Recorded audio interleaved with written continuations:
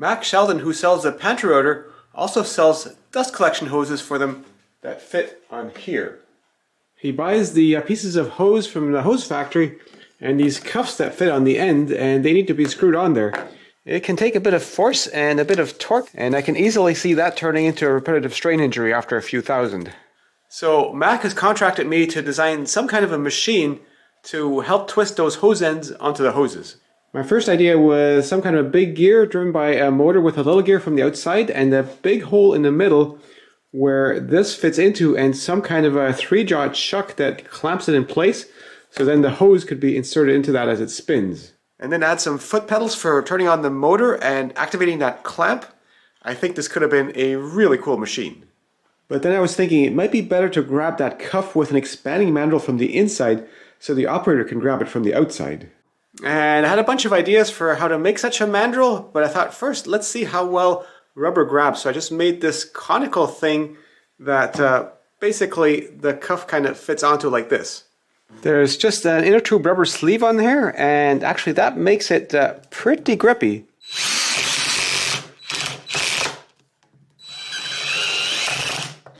So maybe that's all I need. Now I just need a way to hold the hoses, and I was thinking a rack with some kind of easy to activate lever clamps, not this, and then the hose ends could just be zipped on one at a time fairly quickly.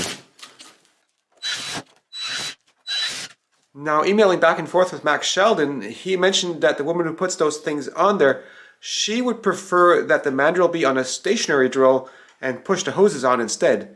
And that actually makes my job a lot easier. Because the hoses arrive scrunched up in the box, so you kind of have to wrestle them to get them straight onto a jig, and designing a clamp that allows you to clamp them quickly is pretty tricky too. So now I just have to figure out how to make that mandrel stationary. And even though it's cordless, I actually think a drill like this is ideal for that, because these drills have fairly low gearing, and that's very useful for this, and it's easy to make it stop and go, unlike some drill press type drill. So now I just need to cobble together some way of mounting that drill to the workbench, and maybe a pedal activated thing that pushes the trigger on it. 2 blocks that the top of the drill fits into is a good starting point. Now I just need some way of holding down the rest of this drill.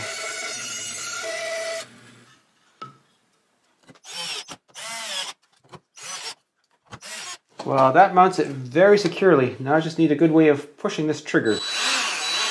So I'm thinking a lever like this to push the trigger. And then that gets pulled from here somehow. But clearly this needs to be up fairly high, otherwise it just hits the light here. So I've got a block here to extend my hole. So I'll have a string attached to the end here that goes around the pulley. So when it gets pulled down, that activates the drill. So I'm going to use this pulley, which I think came out of an old dishwasher at some point. And that's going to attach to this piece of wood that has to go into it at an angle. And I'm using one of those old style cut screws that has a bigger shank, so that I have a big shank and no threads where the pulley goes. That goes underneath here, and it also supports the other end of the lever. And I figure make it come forward about this far. And I need to screw it on here and here. And I can shape this lever a little bit more. It doesn't need to be that wide, and I need a way to attach the string on the end. So the string goes through here, and I could just tie a knot on the other end, but I find knots often slip a little bit. So instead I've got these 2 holes and a block that screws on here just to clamp it in place. Now I just need some kind of a foot pedal that I can push down with my feet.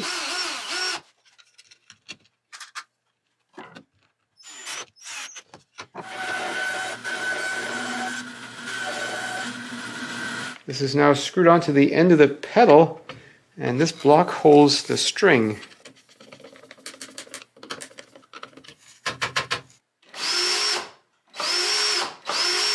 I just realized this piece wasn't pushing onto the center of the trigger, which could cause premature wear, so I reshaped that a bit, and I think that's good now.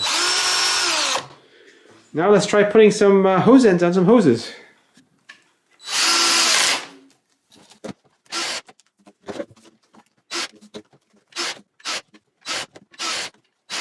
Well, this inner tube sleeve started all the way on the front of this cone and it's wandered back. So I have to figure out some way of preventing that from happening. Maybe if I just make it hang down the front of it, at the very least if it wanders back, it has a ways to go. I guess I could have another ring that goes on here with a smaller hole that scrunches it together, or maybe just tie some wire on it. But I'm not sure. This might be okay as it is.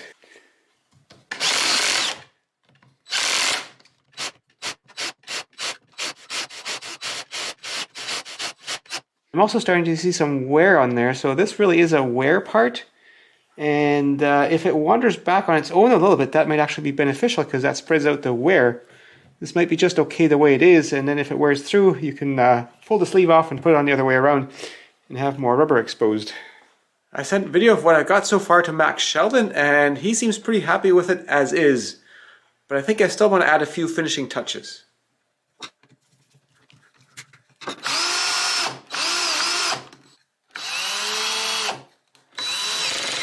So still plenty of torque at this reduced speed.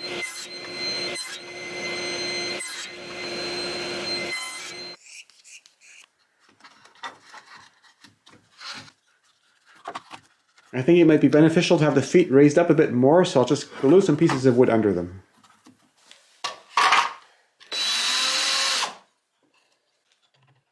This little block on the edge makes it easier to position the bigger block when you take the drill out or put it back in.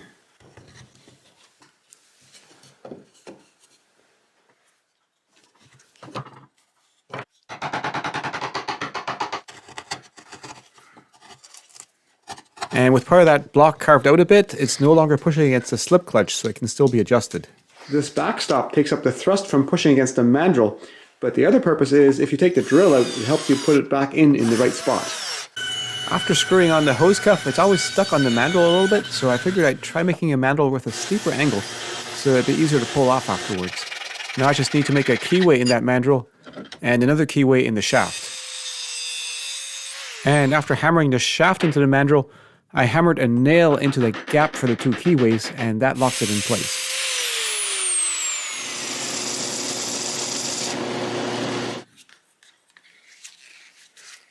Need to wash off this powder so it'll get a better grip.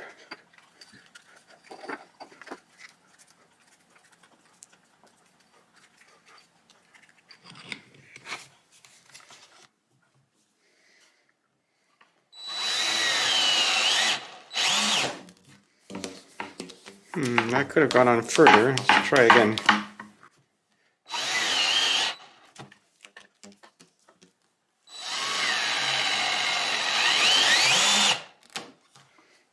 Well, I used a bigger inner tube and it kept folding on me and tearing, so the tighter one is definitely better. I'm not sure if this steeper angle is worse though for the inner tube because it makes the contact area much smaller. This is now with a slightly tighter inner tube.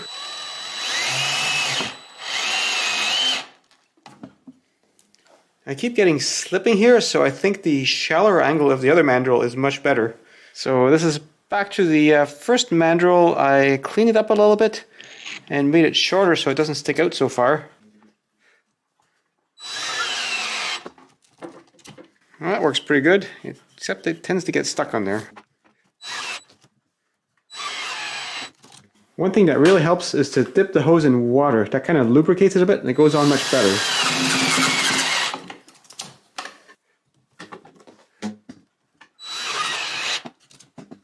And really that avoids a lot of slipping, and the less slipping there is on this inner tube, the longer it's going to last. And that's all there is to it. It's ready to send now. And I was hoping to have reason to build something really sophisticated and complicated, but a simpler thing is less likely to fail and meets the purpose better. Problem is, with something as simple as this, there's not going to be a whole lot of hours to build.